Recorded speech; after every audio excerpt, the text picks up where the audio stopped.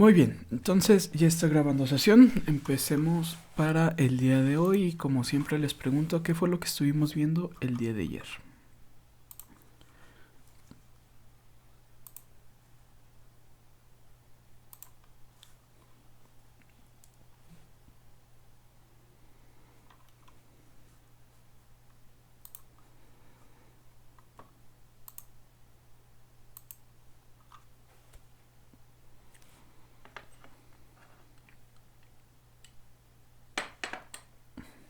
Entonces, ¿qué vimos el día de ayer?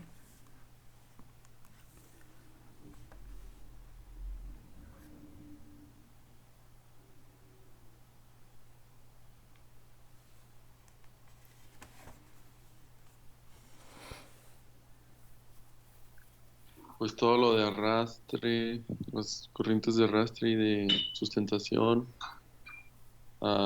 también lo de un poco de los flujos, de cómo el aire se comporta.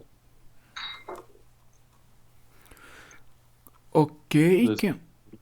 Ajá, te escucho, te escucho. Ahorita se me fue la palabra,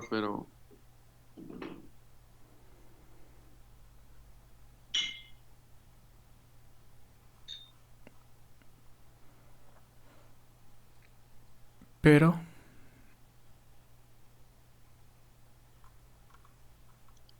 cómo era todo lo de la capa límite y capa, no me acuerdo bien cómo se llama, ok, para algo así. capa límite, flujo potencial. Ándale. ¿Qué estuvimos viendo por ahí de lo del flujo potencial?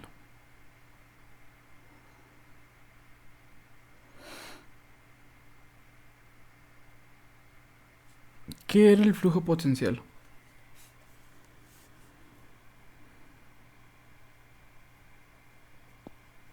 Era el que estaba más lejano, ¿no? Y el que tenía así como más fuerza. El La que diferencia de velocidades, ¿no? Entre el que estaba más cerca al cuerpo fijo y el más lejos del cuerpo fijo. Ok, ¿y el flujo potencial entonces cuál era?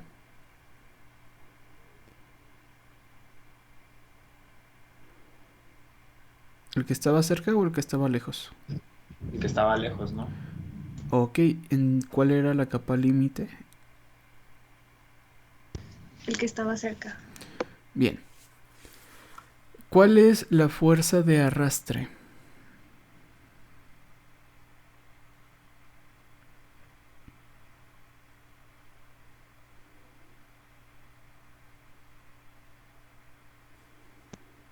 ¿Qué, perdón? La Fuerza fuerza de de arrastre es arrastre. la paralela al viento, ¿Y la de sustentación? la que es la normal, la que como quien dice va en perpendicular. La perpendicular. Ok.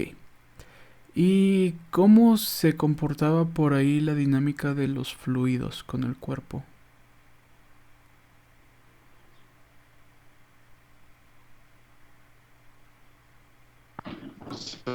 Había zonas de baja presión y de alta presión. Ok, se creaban zonas de alta y baja presión. ¿Y qué más?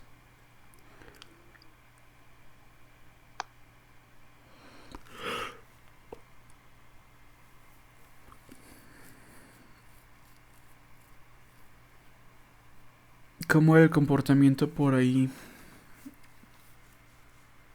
A ver, a ver.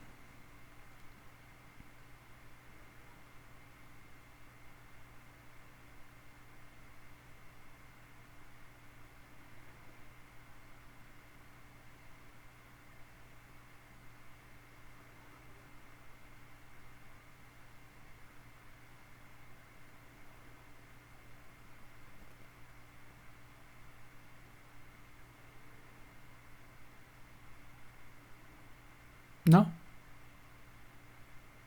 El comportamiento laminar. Ahí la viscosidad.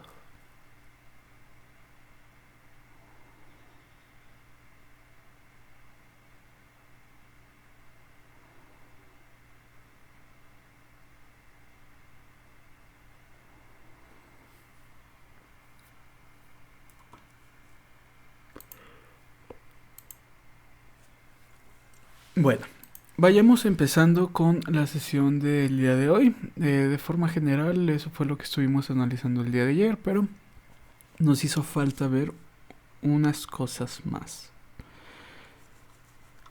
Cuando nosotros tenemos lo que serían estas fuerzas que interactúan, el día de ayer ya les había comentado que pues esta fuerza, digamos que se podría ver de forma puntual, ¿verdad?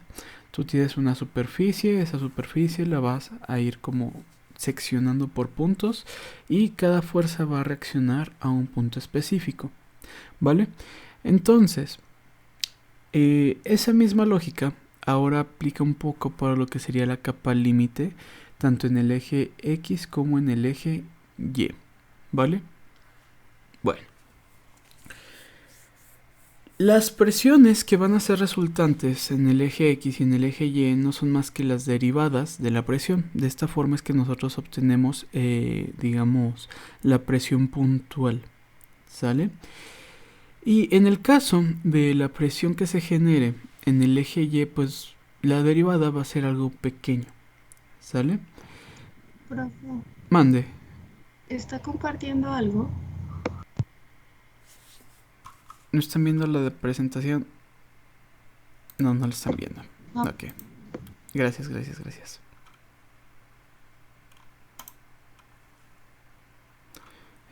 lo ven? Sí. Ok. Gracias, Alicia. Va. Entonces, ya.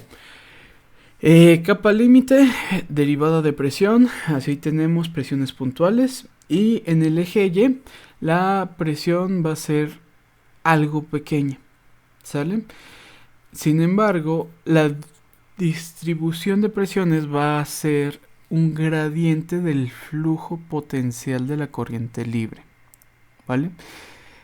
En lo que sería el eje X, la presión va a ser algo mayor, pero aquí más que un gradiente de presiones, vamos a tener el espesor de la capa límite que va a estar dada por la presión puntual, ¿vale? Si recuerdan el día de ayer que estuvimos analizando por ahí lo que era la capa límite, lo vimos con un perfil que era algo aerodinámico, ¿verdad? Entonces ahí te mostraba cómo era el comportamiento de la placa plana, tenías la zona laminar, zona de transición, zona turbulenta. Entonces, esas zonas vienen dadas por las derivadas de presión dentro de esta capa y el comportamiento del espesor de la capa límite pues ya viene dado por el eje X y el eje Y, ¿vale? También vamos a encontrarnos con algo que serían los gradientes favorables y adversos. ¿A qué le suena un gradiente favorable y un gradiente adverso?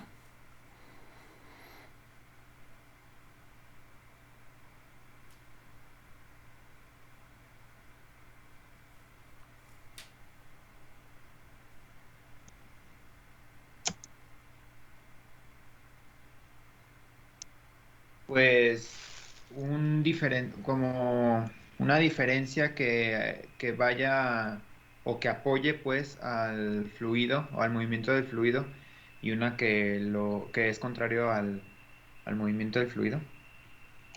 Correcto. Lo perjudica. Ajá. Así es. Entonces, los gradientes favorables van a ser aquellos en los cuales la presión va a disminuir en dirección a la que circula el fluido. Y a partir de eso, es que el espesor de la capa límite se va a empezar a reducir, ¿vale? A esto se le llama toberas. Entonces tienes las fuerzas de presión que empiezan a disminuir para donde va el fluido y la capa límite se va a empezar a reducir, ¿sale? Que sería lo que vemos en la imagen de arriba. Como la capa límite se estaría reduciendo conforme va avanzando, ¿vale? Sin embargo, que será el gradiente adverso, va a ser aquel en el cual la presión va a aumentar en la dirección del fluido. Y si cuando la presión disminuye, la capa límite se reduce, ¿qué va a pasar cuando la presión aumenta?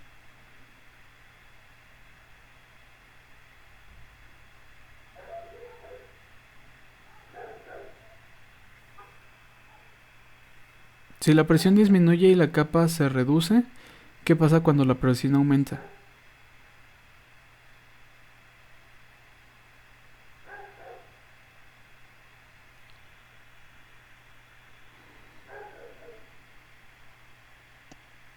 También aumenta, ¿no? La capa límite va a aumentar, ¿sale? Este aumento en la capa límite lo que va a provocar es que el fluido como tal se empiece a frenar. ¿Por qué se empezará a frenar?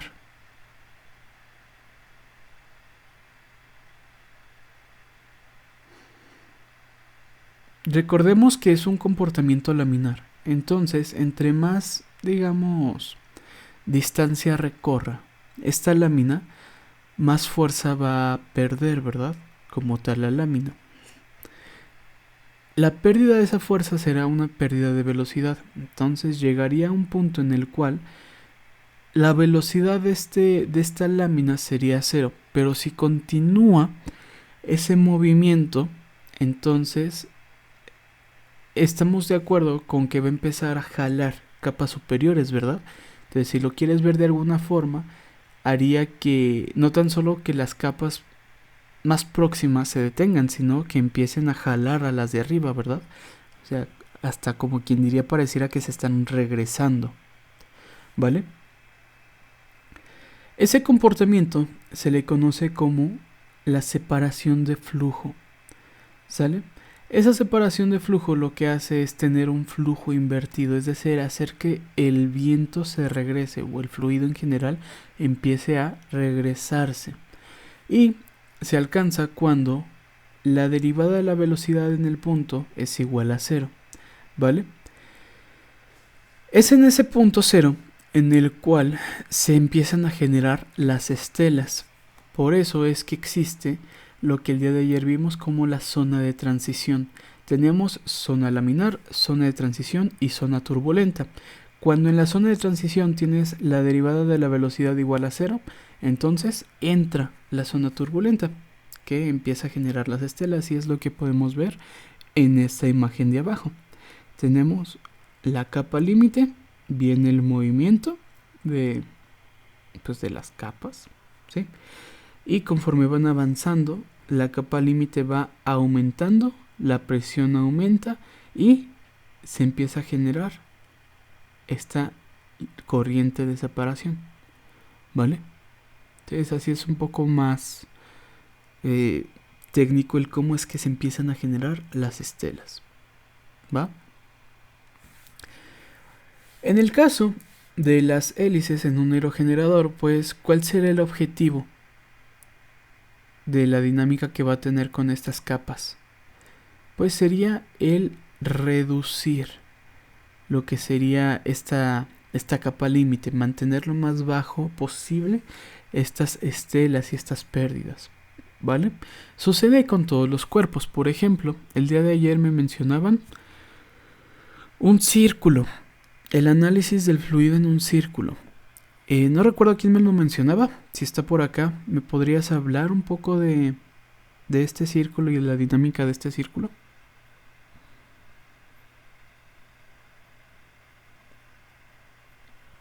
Fui yo, profe. Y Ok.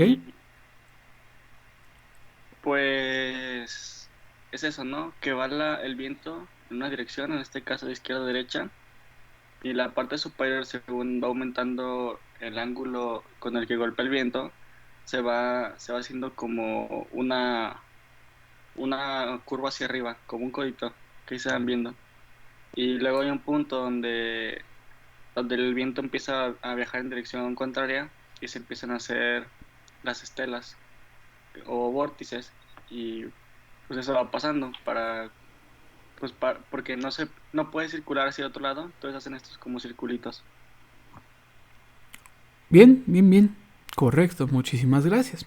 Entonces, como nos comenta, ¿qué es lo que sucede? El viento llega contra el cuerpo, tenemos el punto de estancamiento frontal, es decir, el punto en el cual se va a tener que dividir el flujo de la corriente, y en el movimiento va a empezar a aumentar ¿qué cosa?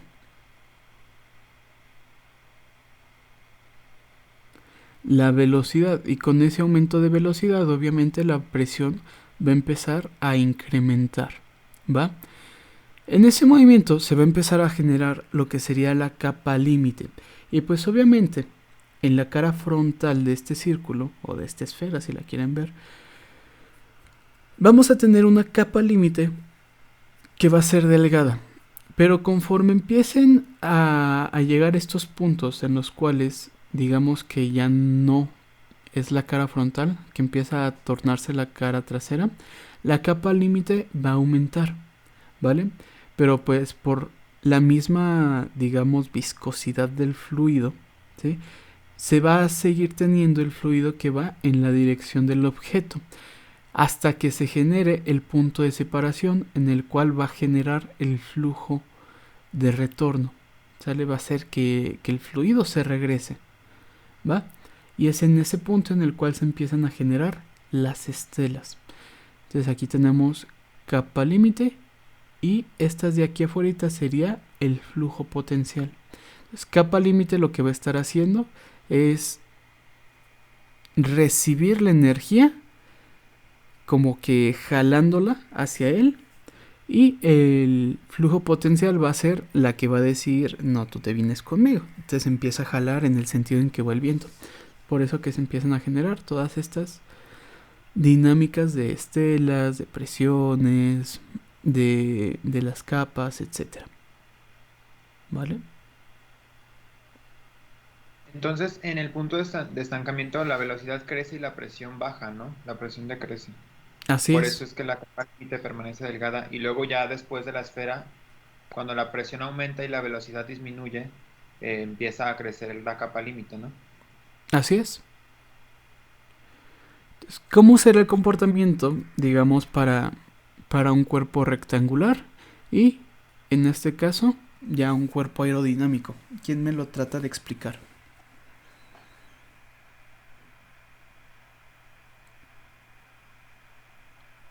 Yo, profe. Te escucho. Eh, pues ahí la capa límite varía mucho, ¿no? Dependiendo de cómo obstruya de la superficie y cómo se vaya, bueno, la de la viscosidad del fluido, ¿no? Cómo se vaya adhiriendo al cuerpo según va pasando. Ok, y cuando esta capa se empieza a generar, ¿cómo es el comportamiento puntual? ¿Cómo? Sí. ¿Cómo será la forma de esta capa? ¿Cómo será el comportamiento de la capa límite? ¿El comportamiento de la zona de transición, zona de turbulencia? Pues cuando hay, por ejemplo, en la imagen de la izquierda, pues hay mucha turbulencia después de que el aire golpea el viento porque por la misma dinámica del cuerpo, ¿no? Y en la derecha ahí varía por lo mismo de que no hay, como la zona no es muy esférica, no se genera tanto vórtice por lo mismo, ¿no? Ok. ¿Alguien más que quiera complementar?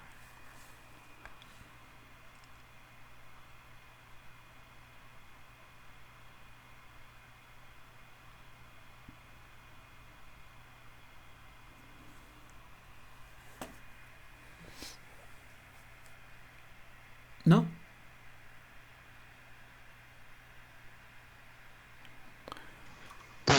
Profe, pues yo una vez vi, bueno, estaba viendo de eso de los cuerpos aerodinámicos de los aviones y bueno, yo lo que había entendido era que también la forma del cuerpo, dependiendo de la forma, permitía que la presión aumentara o dependiendo de a qué, bueno, más bien en la presión en donde querían que estuviera, ¿no?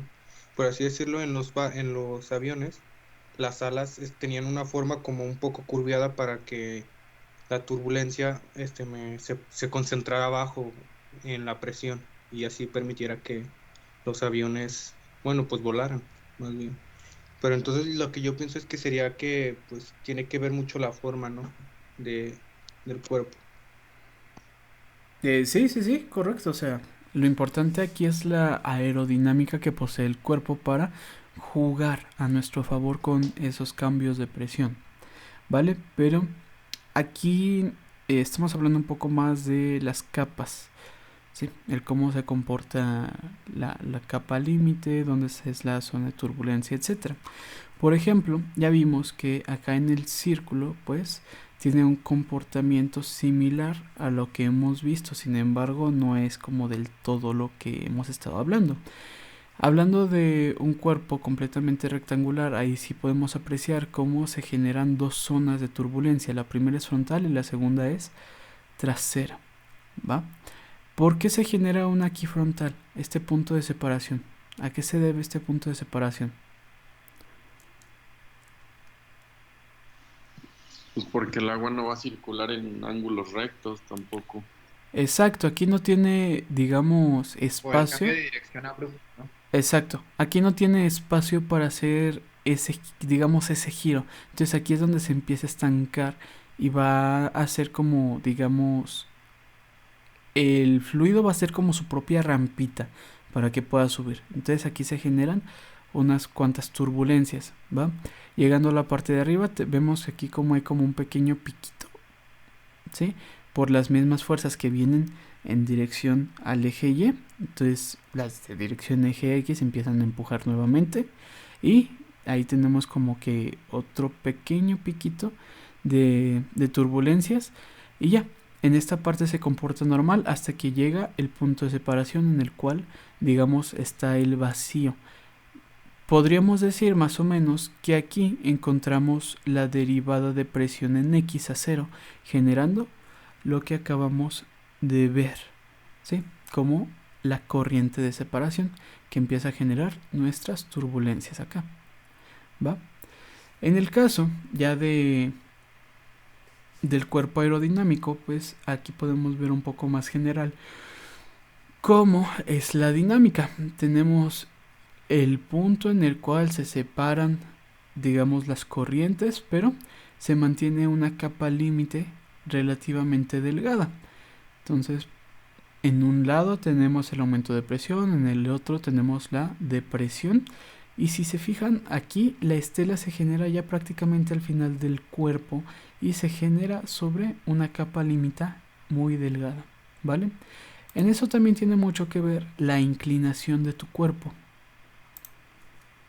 ¿Sale? Permítanme, dejen que cargue este video.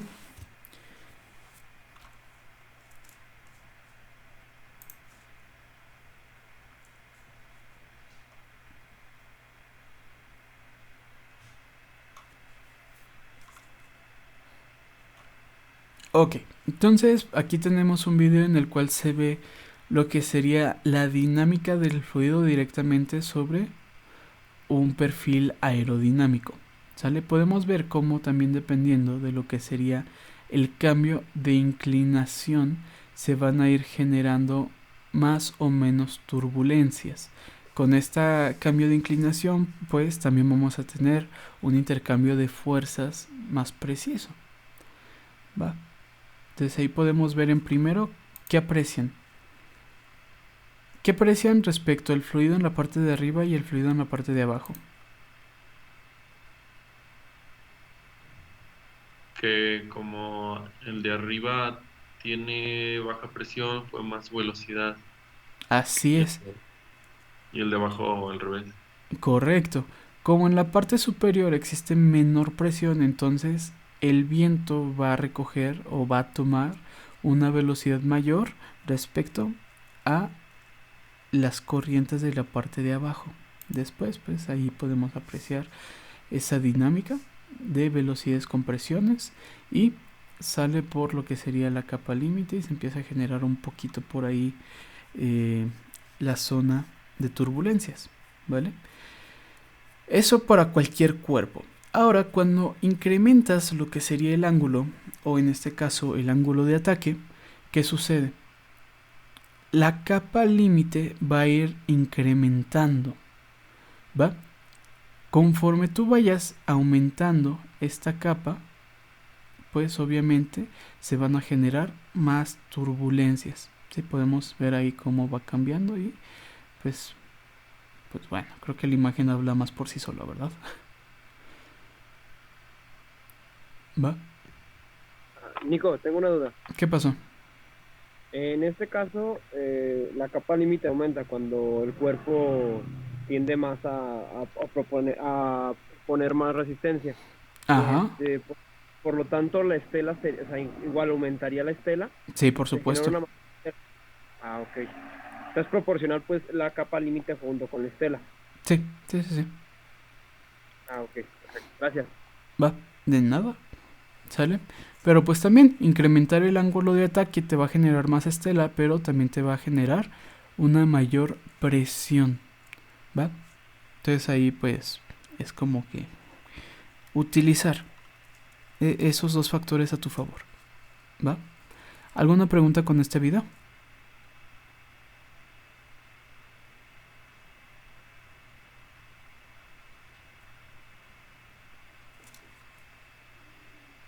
¿No?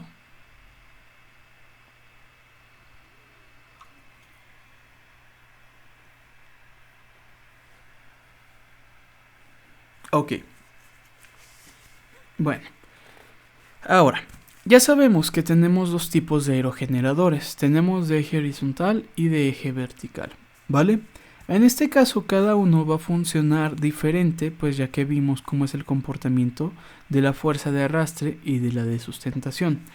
En el caso de que tengamos un aerogenerador cuyo par motor se va a obtener esencialmente de la fuerza de arrastre, estaremos hablando de un aerogenerador de eje vertical, por ejemplo, el Savonius, los Multipala o el americano, el normal que ya conocemos, ¿sí? Para bombeo de agua, lo que serían los molinos, etcétera. Entonces, esos funcionan a partir de qué principio o de qué fuerza.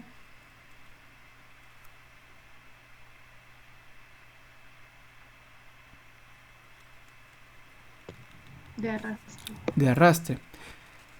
Los aerogeneradores cuyo par motor se obtenga principalmente de una fuerza de sustentación serían los de eje vertical, por ejemplo, los Darrius, y por ahí tenemos también este de doble pala, ¿sí?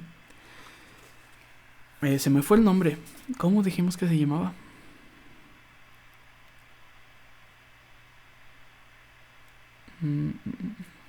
Ay, se me fue el nombre, al rato lo recuerdo. Pero bueno, entonces esos van a funcionar principalmente por fuerza de sustentación, ¿vale? En el caso del aerogenerador que funcione por fuerza de arrastre, pues va a consistir en la incidencia del viento en lo que sería el álave o la hélice, ¿sí? Que va a lograr que gire con una velocidad angular alrededor de un eje, ¿vale? Entonces aquí tenemos la ilustración. Llega el viento y hace que gire respecto a un respectivo eje. Estos llegan a tener una eficiencia relativamente pequeña. Un aerogenerador que funcione por fuerza de sustentación se va a basar en lo que sería la circulación del aire en el perfil, ¿vale? Entonces, con esta dinámica vamos a estar originando lo que serían las fuerzas de empuje que se descomponen en fuerza de arrastre, sustentación, y ya con esas pues vamos a tener el movimiento a partir del eje que tú estás determinando, ¿vale? Esta dinámica llega a tener un poco de mayor eficiencia, ¿sale? Bueno, aquí podemos ver un poco lo que serían los cambios de presión, ¿sí? Lo que tenemos es la distribución de presión conforme va cambiando el ángulo de ataque, ¿vale? Junto con estos cambios de presión también viene incluido lo que sería el rozamiento viscoso, que genera como tal las fuerzas de arrastre y de sustentación sobre cada elemento del punto de la derivada del área, ¿vale? Entonces, si se fijan, aquí podemos ver los vectores resultantes por cada punto. Entonces, si nosotros tenemos un área, derivamos el área, vamos a tener los puntos con cada uno de sus vectores. ¿Va?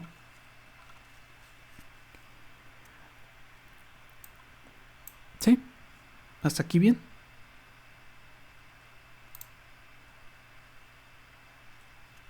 Sí, todo bien. ¿Los demás? ¿Preguntas?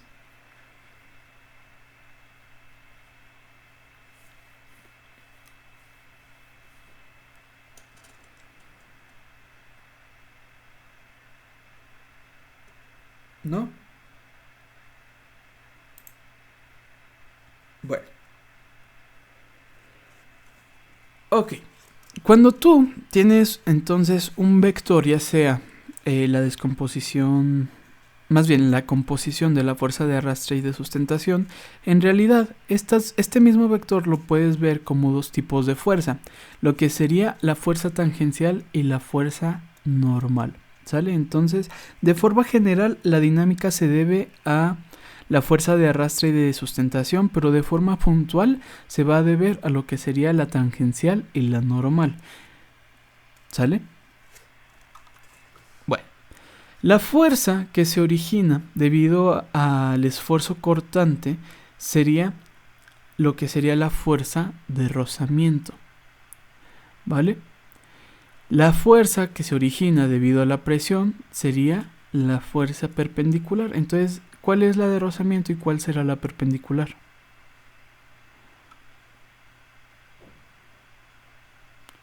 La de rozamiento es la tangencial y la perpendicular sería la fuerza normal. ¿Vale? Entonces, una es debido a la viscosidad y otra va a ser debida a la presión. ¿Sale? Aquí podemos ver un análisis un poco más profundo de lo que serían estos módulos de fuerza. Específicamente, aquí tenemos el módulo de fuerza de arrastre. ¿Sale? Ok. En este caso, lo que sería el módulo de fuerza total de arrastre que ejerce el fluido en la dirección de su velocidad relativa respecto al cuerpo, lo podemos describir como esta derivada igual a la presión del coseno del ángulo por la derivada de A más la tangencial del seno del ángulo por la derivada del área. ¿Sale? Y podemos ver entonces que tenemos dos, la descomposición de trigonométrica, seno, coseno. ¿Sí? Tenemos la tangencial, la presión que sería la fuerza normal, la tangencial que sería la fuerza de rozamiento, y así es como se comporta en el caso de la fuerza de arrastre. ¿Sale? Bueno, esto es lo que sería obviamente si tenemos dos fuerzas, pues el resultante sería la suma de estas fuerzas. Tenemos lo que sería ahora los módulos de fuerza en la sustentación. ¿Va? En el caso de la fuerza de sustentación en el módulo sobre un punto específico se va a definir como la derivada de la fuerza de sustentación igual a la presión por el seno del ángulo por la derivada de A. ¿Sale? Y pues de esta forma es que nosotros podemos definir lo que habíamos visto en la clase del día de ayer, como las fuerzas igual al coeficiente de arrastre por la densidad. Ahí tenemos omega cuadrada, la velocidad cuadrada, sobre 2 por el área, y la fuerza de sustentación por el coeficiente de sustentación.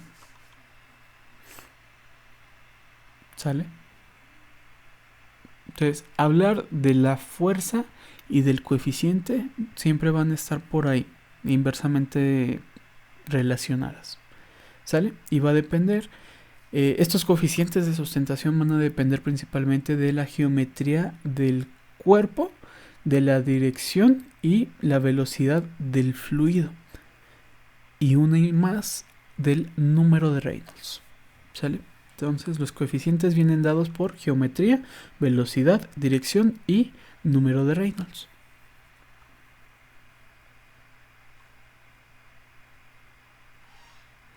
¿Va? ¿Preguntas?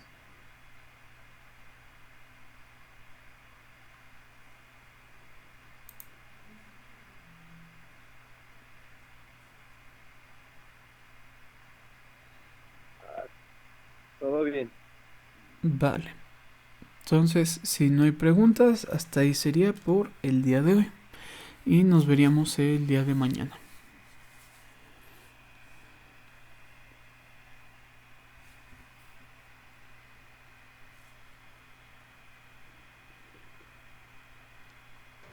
Gracias, profe. Hasta mañana.